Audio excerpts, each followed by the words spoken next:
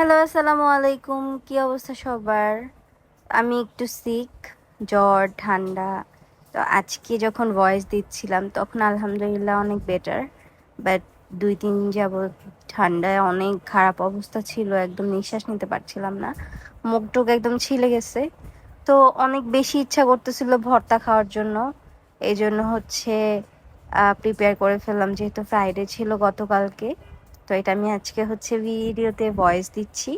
তো আলহামদুলিল্লাহ মাছ ভাজি, তারপর হচ্ছে কয়েক রকমের ভর্তা, আলুর ভর্তা, কাঁঠালের বিচির ভর্তা, শুটকির ভর্তা, রসুনের ভর্তা, সব কিছু মিলায় হচ্ছে অনেক তৃপ্তি করে খাইছি।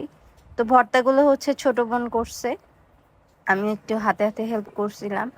তো অনেক মজা হয়েছে ওর হাতের ভর্তাগুলা, সাথে বেগুনের ভর্তাও ছিল।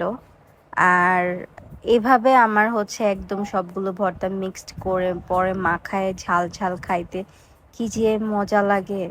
আলহামদুলিল্লাহ অনেক তৃপ্তি করে খাইছি। তো সবাই একটু সেফ থাকবেন, যেহেতু এখন একটু ফিভারের টাইম, মানে সবারই মোটামুটি জ্বর ঠান্ডা লেগেই আছে। তো এই ছিল আমার দুপুরের খাবার, আলহামদুলিল্লাহ।